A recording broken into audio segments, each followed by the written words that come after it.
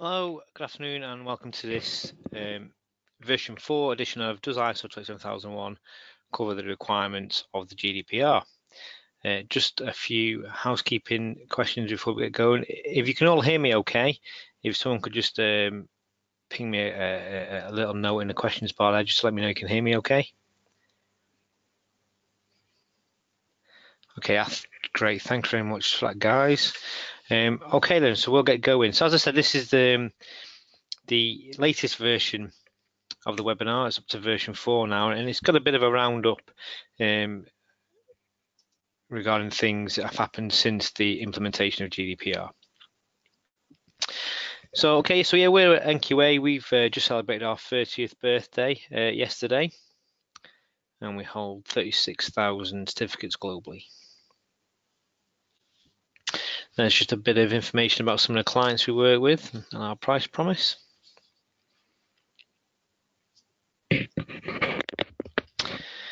But now down to business. So why are we here? Obviously, we're here to kind of see what and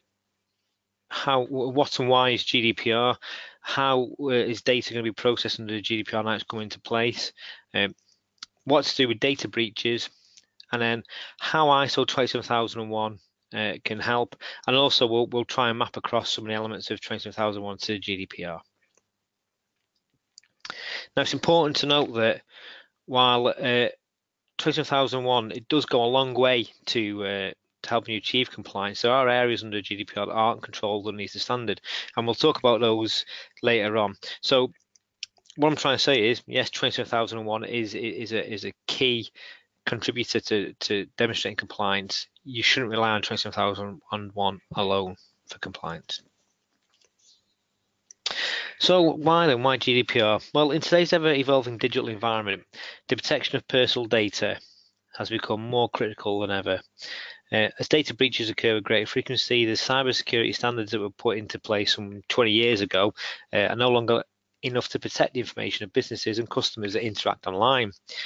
The larger the database, the graver the consequences of a breach for parties at both ends. Now, the GDPR is intended to solve security issues that have emerged over the past 2 decades since the development of cloud technology, and also its impact on data security. So, what is a GDPR then? Well, the General Data Protection Regulations was developed by the European Union over a 4-year period to serve as a legislative solution to issues regarding data protection in the present day. Now, currently, or previous to May the 25th, laws regarding data protection in the UK, they're based on the Data Protection Act 1998, which is an update of the 1995 EU Data Protection Directive.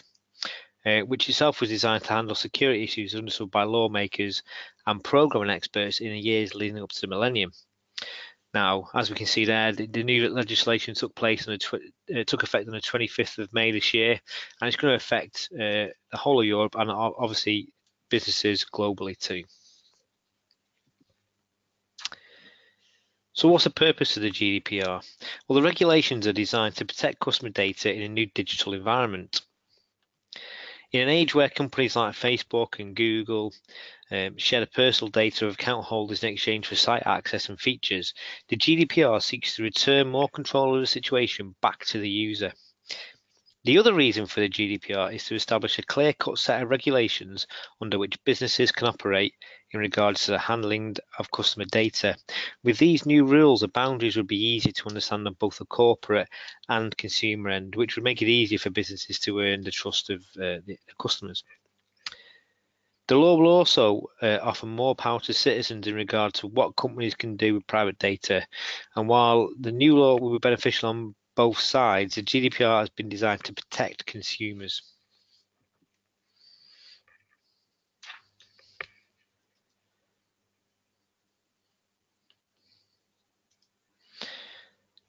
The new regulations as well, they're set to eliminate or reduce the fears of online hackers.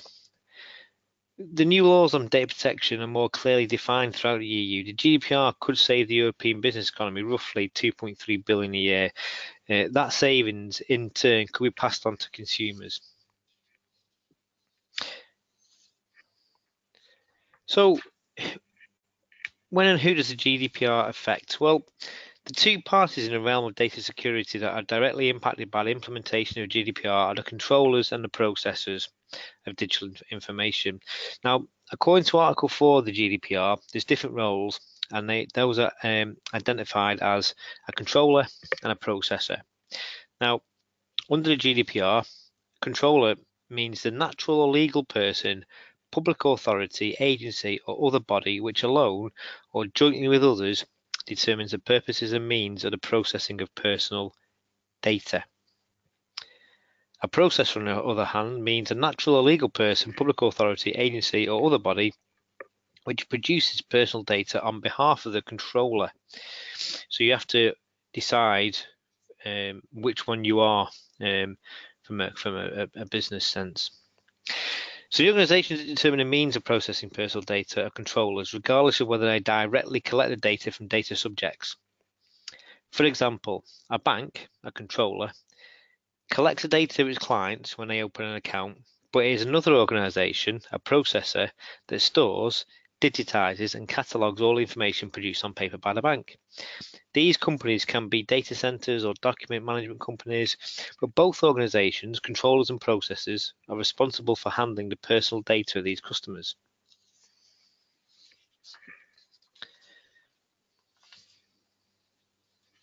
So, under the GDPR, and according to Article 5 from the EU GDPR, the controller shall be responsible for and be able to demonstrate compliance with the principles relating to processing of personal data. These are lawfulness, fairness, and transparency, data minimization, accuracy, storage limitation, and integrity and confidentiality of personal data. According to Article 28 from the EU GDPR, where processing is to be carried out on behalf of a controller, the controller shall use only processes providing sufficient guarantees to implement appropriate technical and organisational measures in such a manner that processing will meet the requirements of this regulation and ensure the protection of the rights of the data subject. According to Article 83, fines shall be imposed regarding the degree of responsibility of the controller or processor, taking into account technical and organisational measures implemented by them.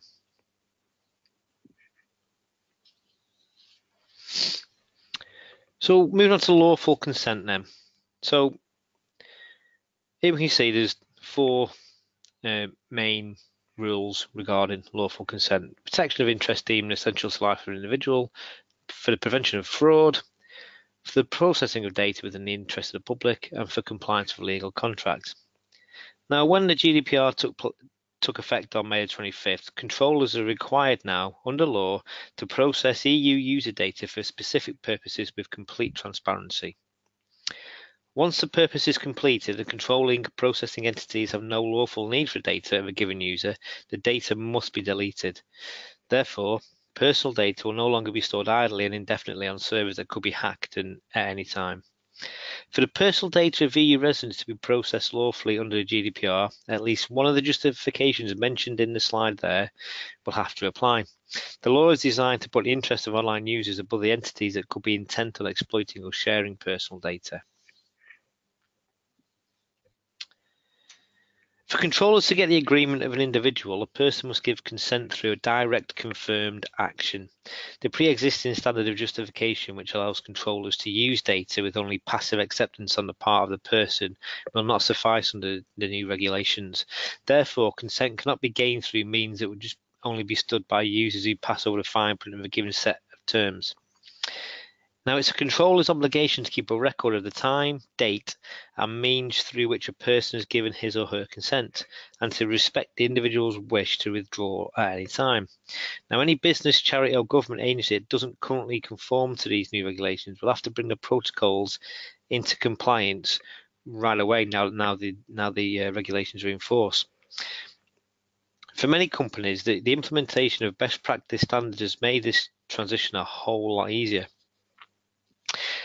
Data storage systems or backups, rollback systems must be developed so as to protect data and maintain its privacy.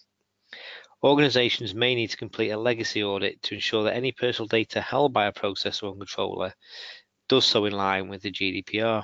Now, this will enable organisations to identify where consent was granted correctly and delete records where consent was not or cannot be obtained.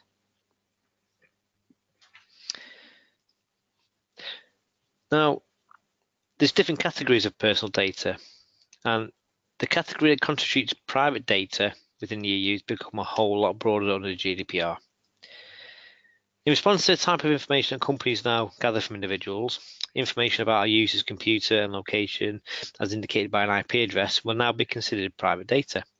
Other information, such as the financial, psychological, or ethnic history of an individual, would also be defined as personal information. Anything that can be used to identify an individual would qualify. Personal data is defined as anything that can identify a natural person, a living human, either directly or indirectly, and can be anything such as a name, photo, email address, which includes work email, bank details, medical information, biometric and genetic data, or even a computer IP address, as we just said.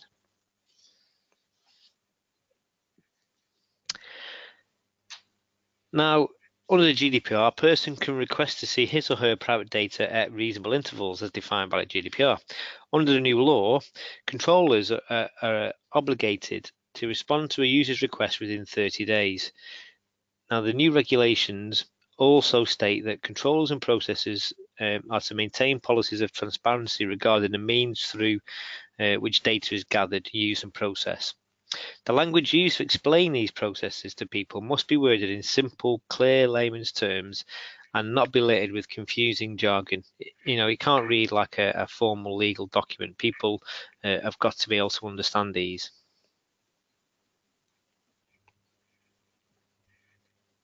Each individual is entitled to access any private data held by a company. Furthermore, each individual has the right to know just how long his or her information will be stored, which parties will get to view it, and the reasons for which the data is being used. Whenever possible, controllers will be encouraged to offer secure viewing access for any account holder who wishes to see his or her personal information. People will also be able to request that incorrect or incomplete data is corrected at any time. A person can request that his or her data be deleted at any time for any reason under a clause of the GDPR known as a right to be forgotten. If an individual feels that his or her data is no longer essential for the original purpose of its collection, such as when an address is collected to verify that a person meets the geographical requirements for participation in a contest or survey, a request can be made to have the information removed from that database. When a request to be forgotten has been made, the controller is obligated to inform Google and other data gathering organizations that all copies and links to said data must be deleted. The risk of having dormant personal information linked to third-party marketeers has been greatly minimized under the new law. Now, with regards to these subject access requests, now organizations can only charge if the subject access requests are instituted without sufficient grounds and serving only to cause annoyance to the organization. The GDPR allows you to exceptionally charge an administrative fee for unfounded, excessive, or repetitive requests. So if someone is just requesting for the sake of it, let's say, numerous times, then under the GDPR, you are allowed to now charge for these requests to go through. Organizations are also able to refuse to respond to the request, but you must be able to demonstrate the unfounded, excessive, or repetitive nature of the request. Personal data can be stored for longer periods under the GDPR, provided that the personal data is processed solely for archiving purposes in a public interest, scientific or historical research purposes, or statistical purposes in accordance with Article 89(1). Now, this personal data must be stored by the appropriate technical and organizational measures in order to safeguard a data subject's rights and freedoms. The GDPR also requires that data should be kept for no longer than is necessary for the purposes for which the personal data are processed. Now, organizations need to identify what personal data they process and the reason for processing to determine retention periods that are appropriate for each type of record.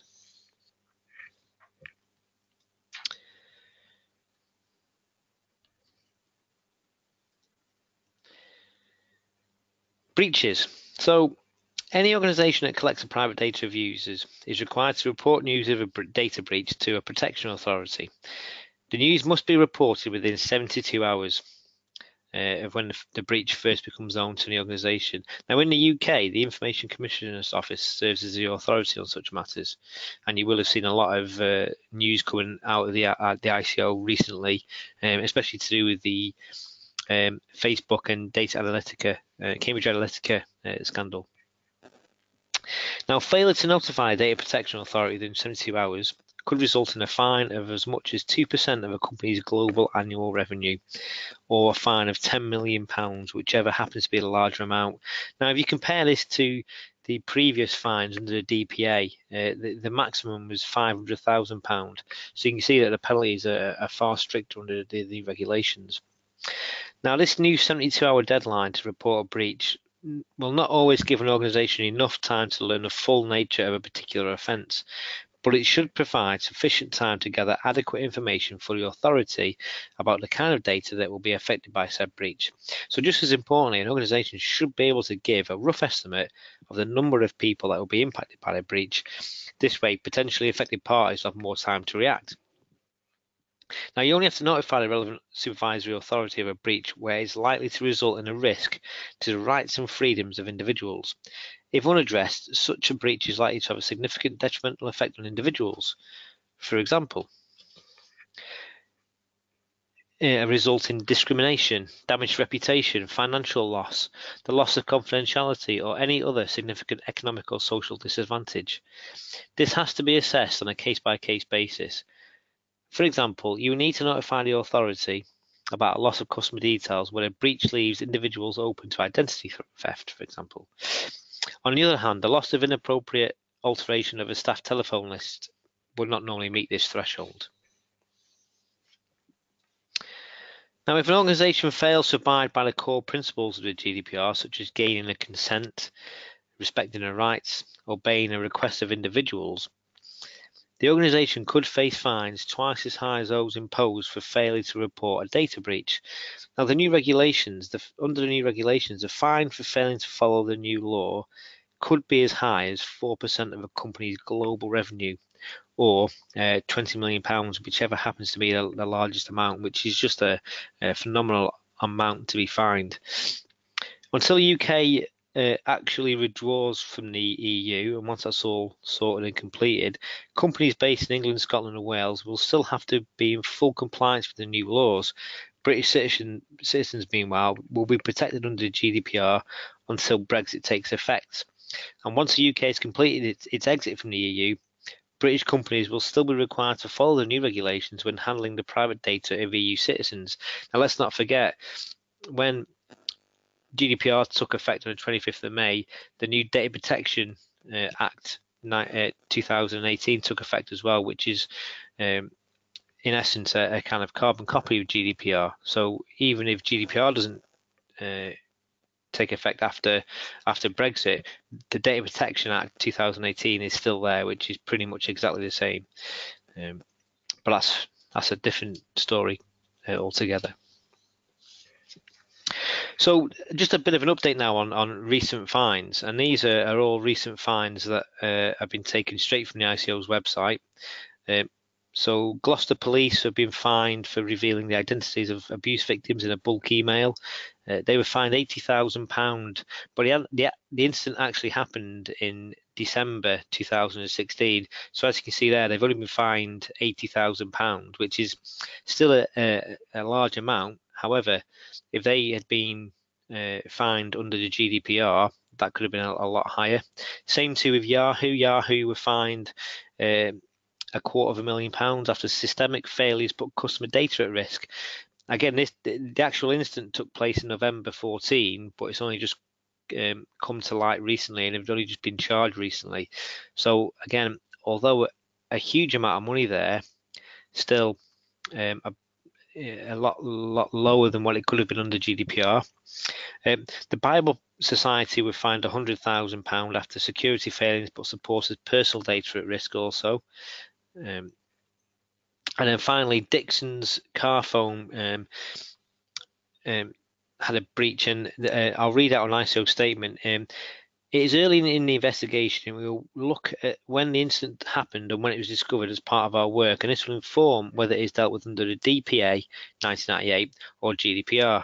So there you see there's been a breach at Dixon's Carphone, and the ICO are trying to determine when the breach actually took place to see whether they investigate the breach under the old DPA 1998 or the new GDPR. So if the breach happened anytime after the 25th of May this year, then Dixon's Carphone will be dealt with under the GDPR.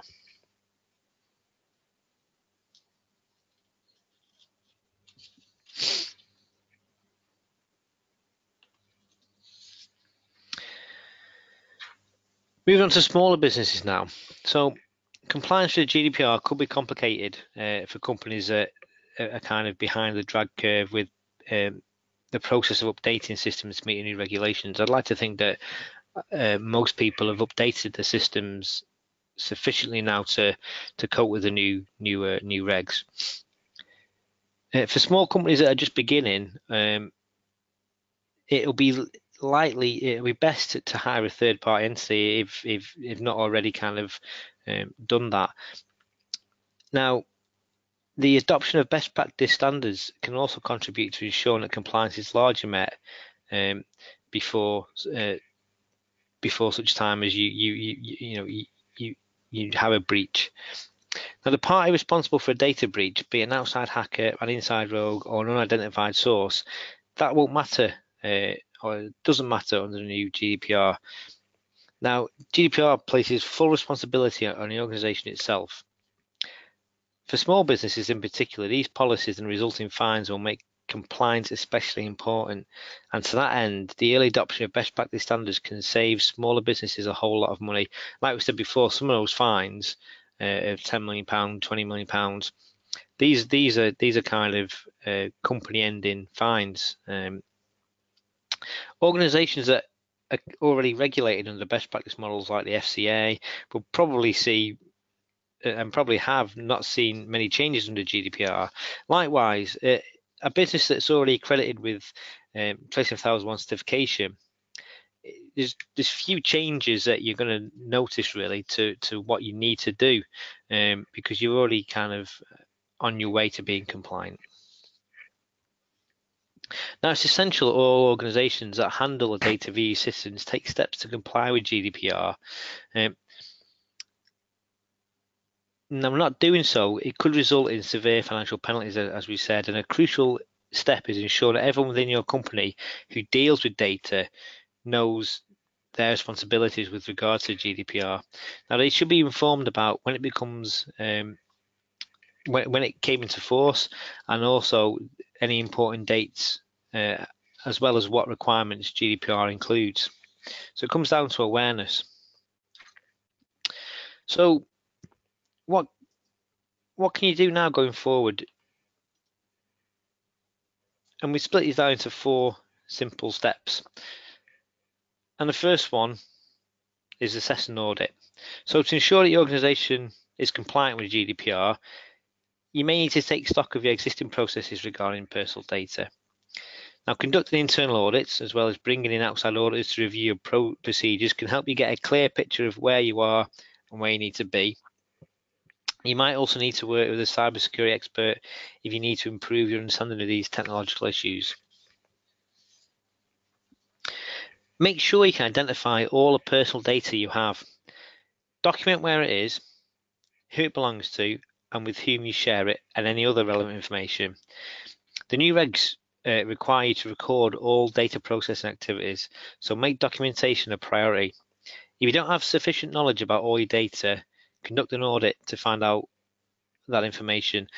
Now, personal data, don't forget, it can come from customers, employees, volunteers, and many other groups, so you might have a lot of information spread across a vast area. You'll also have to make sure you have a clear picture of all your policies and processes for how you handle personal data.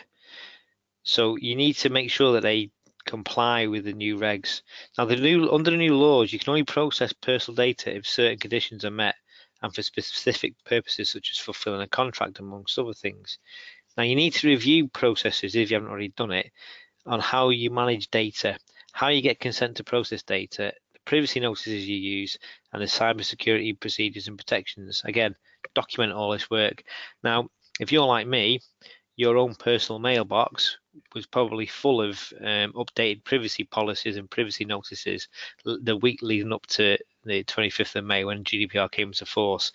That is all companies looking into how their systems work and how their privacy policies are set up for, or were set up for the GDPR, and sending them out before the deadline. And again, they did exactly what is on the next step, implementing changes. Now you need to set up new procedures that comply with GDPR, which is what we just spoke about. This process could take a substantial amount of time and effort, depending on the state of your existing data management policies. So again, if not already completed, it's something that really you should be looking at as a matter of urgency now the regs have come into play. You might need to adjust your privacy notices to comply with GDPR. You likely already have done that. But just make sure they contain all the information regarding the new rules under GDPR. Now, the regs also makes changes to how organisations get consent to process data, and GDPR lays out more stringent requirements and emphasises that requests for consent must be clear and easy to understand. Data subjects, the people whose data you process, have certain rights under GDPR. You might already have some of these processes in place. If you do, brilliant. But you should make sure that they meet everything under the requirements of GDPR.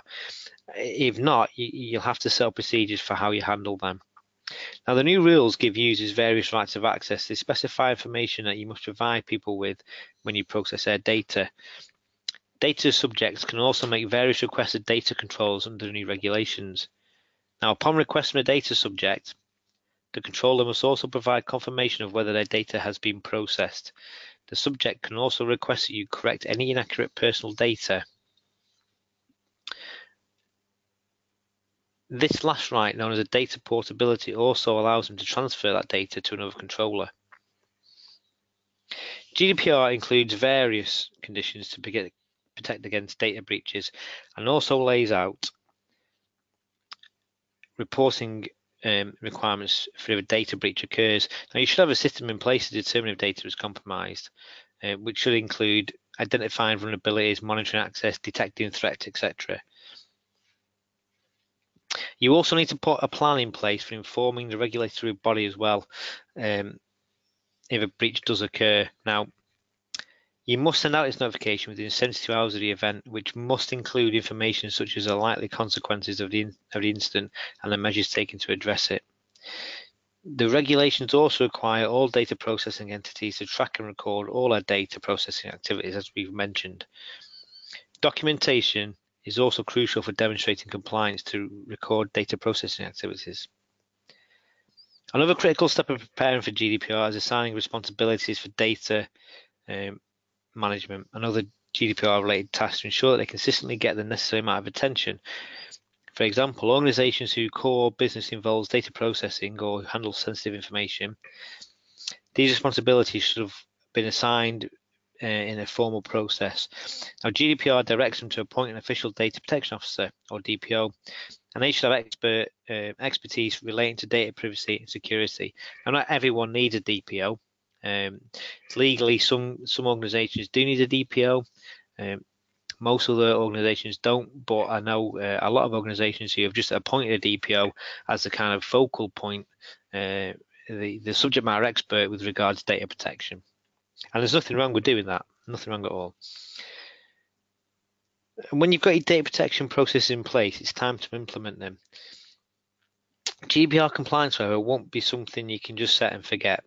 You can't just put these processes in place and think, right, we're GDPR compliant, we're done. It's not like that. It's an ongoing process. You've got to monitor your data systems and perform regular audits to ensure everything is working correctly and identify areas for improvement. You'll have to respond to requests from data subjects related to things such as data erasure and the right to access. You have to control and monitor who has access to data and how it's processed. You have to watch for cybersecurity vulnerabilities and threats, keep up to date with the latest antivirus, things like that. react to any data breaches or any other security issues, and document all your data processing and compliance activities. It's not just with GDPR compliant and that's it. It's an ongoing process. Now, this is nothing new. We've seen all this before. If you've got management systems in place before, we've seen these 4 stages previously, and that is under the plan, do, check, act cycle. And as you can see on the screen there, we've got assess and audit, plan, identify, do, review your processes, check, and then finally implement changes, act. And then we keep going around in the plan in the PDCA cycle. So that's a bit about GDPR, and obviously, it's been in the news a lot recently, especially when it was implemented on the 25th of May. But what can you do to help yourself be compliant? Now, again, it's not too late to do this, but ISO 27001 is an information security standard, and organisations around the world that have studied GDPR that are likely aware that the regulations themselves actually encourage organisations to adopt best practice schemes. Now, 27001 is an information security standard that helps companies come into compliance with international best practice models. The standard covers 3 key components of data security: people, processes, and technology. When steps are taken to safeguard data with these 3 components in mind, businesses are better equipped to protect information, mitigate risks, and rectify procedures that are deemed ineffective. Now, as such, a growing consensus has emerged in a corporate sector that deems ISO 27001 to be the gold standard in best practice schemes. Now, by putting the ISO 27001 standard into effect, an organisation activates an information security management system, or ISMS, that works within the business culture of the company in question. The standard is regularly updated and enhanced, as is with all management system standards. And these ongoing improvements will allow the ISMS to stay abreast of changes both within and outside the company, all the while spotting and eliminating risks. Now, if you've already achieved certification to ISO 27001, you will have noticed some similarities between that and the GDPR.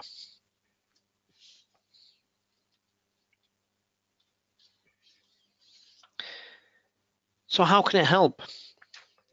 Well, it's designed to support the accessibility, confidentiality, and integrity of your information and help you maintain legal compliance. It helps you to protect your data from cybercrimes, misuse, fire, theft, and other threats. Having a certified ISMS in place will give your customers more confidence in your company, as well as improve your relationships with other stakeholders and help you mitigate risks. So there we have the 3 elements there: confidentiality, integrity, and availability. So a common example of confidentiality would be an online transaction conducted over secure methods, such as the use of encryption, whereby information is protected via secure certificates, such as HTTPS. Integrity. An example would be the trustworthiness of customer financial account information, i.e. bank accounts, personal information, held by a bank for conducting daily operational transactions. And finally, availability. This could pertain to a bank's customer-facing web servers that host the online banking portal, which customers can access at any time of the day. Obviously, we've all seen in the news recently the bank that people couldn't get access to their accounts for, which caused obviously a lot of distress, a lot of trouble there for those people involved, and that obviously comes under availability. So 27001, how does it relate to the GDPR then? Okay, well, the first one, data encryption. Now, data encryption is encouraged by 27001 as a primary method to reduce the possibility of risks. Now, in the standard, more than 100 controls are outlined for use, each of which can be implemented to lower the possibility of security risks. With each control based on the result of a previous risk assessment, any organisation that utilises the standard can pinpoint the at-risk assets and apply the necessary encryption. The confidentiality, integrity, and availability of data we've just spoke about, which is covered in both 27001 and GDPR. Risk assessment. Now, according to 27001, an organisation must enact complete evaluations of all possible vulnerabilities that could impact the company's data and to leave no stone unturned in the effort to safeguard the privacy, accessibility and integrity of that information. At the same time, the standard encourages the use of discourages the use of overbearing security protocols that could hinder a company's ability to operate efficiently. Basically, if you've got too many controls in place, they could become more of a hurdle than a benefit. Business continuity, again, is mentioned in both GDPR and ISO 27001. And in 27001, the fundamentals of continuity in business management are laid out, whereby controls are implemented to help a company keep vital information readily available in the event of a system interruption. Now, these same protocols can assist a business in its quick recovery from what would otherwise be a lengthy and costly shutdown. And with the standard in place, companies experience little, if any, downtime. Now, testing and assessment, again, is covered in both. An organisation that gains 27001 certification receives assessments and audits of its ISMS by a third-party certification firm, such as NQA. Now, this ensures that the ISMS is compliant with the standard, and any company that implements the standard must keep its ISMS under constant review to ensure that it remains protective of private data. Compliance. Now, according to Control A.18.1.1 of Annex A of 27001, this concerns the identification of applicable legislation and contractual requirements. An organisation must list all legislative, regulatory and contractual requirements, and if an organisation is required to comply with GDPR, then this must be listed as one of the regulatory requirements.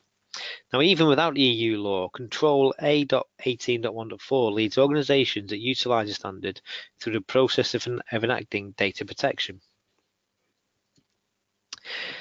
Breach notification. Okay, we had a big section on breaches and the consequences of having a breach under GDPR. Now, Control Measure A.16.1 of Annex A of 27001 ensures the efficient management of security incidents. Now, this helps organisations come into compliance with GDPR, under which authorities must be notified within 72 hours of discovery of a data breach. Companies that have implemented the standard are faster to respond to such incidents, which makes compliance in this area much easier to meet. Because companies have got the standard in place already, because part of the standard is responding to these information security incidents and investigating them, it's already within your processes, within your procedures. It's already something you do, so it's not a shock when something happens because you know how to react to it. And finally, asset management. Now, this is addressed under ISO 27001 Control A.8, which includes personal data as an information security asset. Now, organisations that implement the standard, they're given an understanding of which types of data are essential, as well as where such data must be stored and for how long.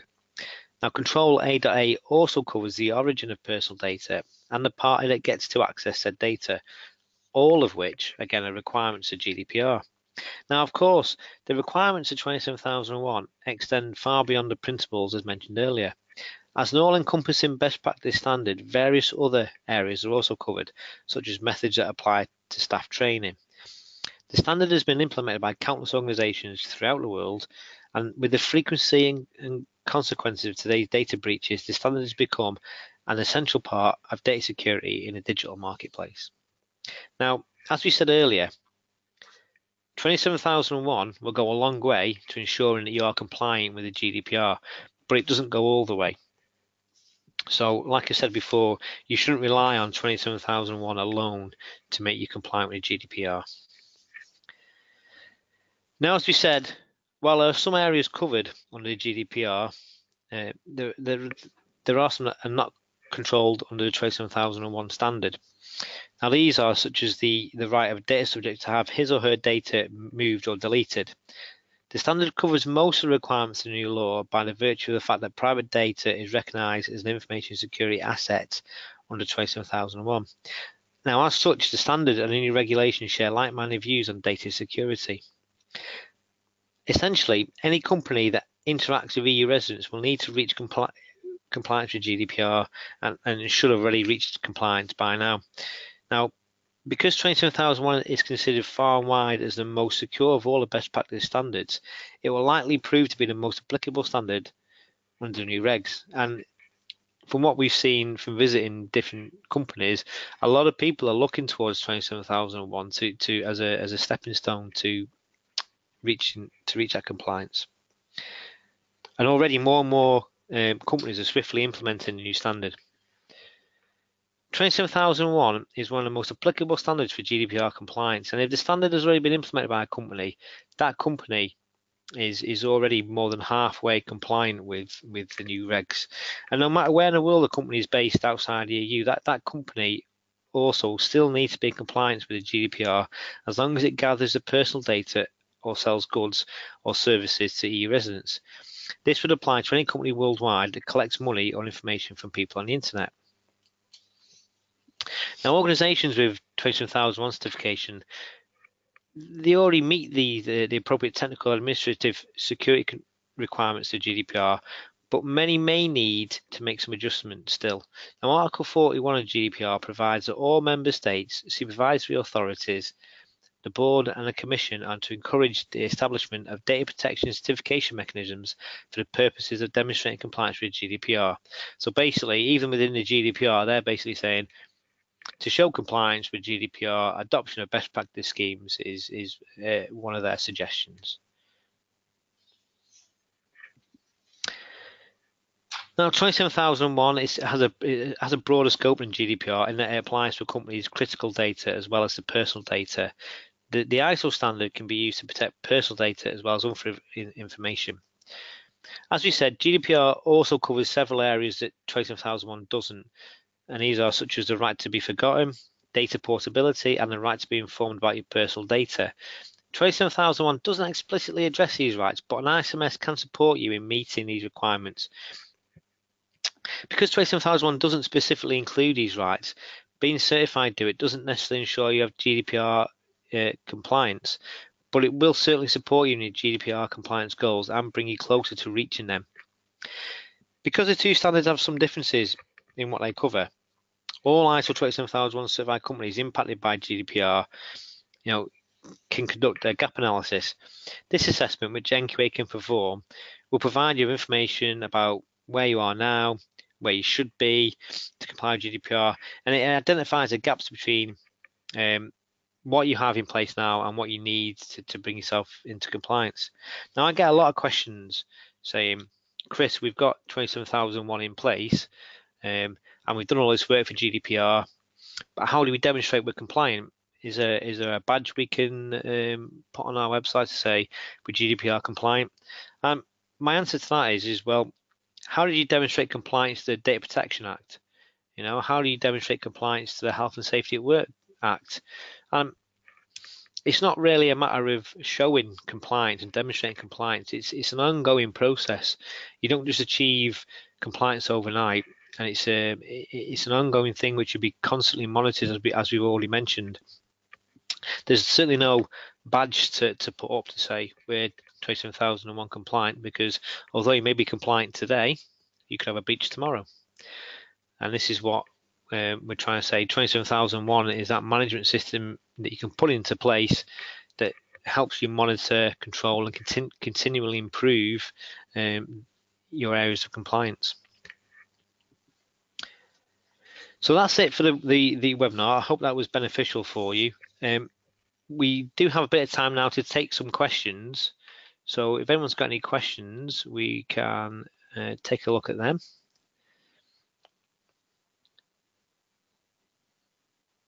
So there's none at the moment. So hopefully that's a good indication that I answered all your questions in there. Feel free to post some questions. As always, feel free to send some questions in, and we will try and get around to answering them.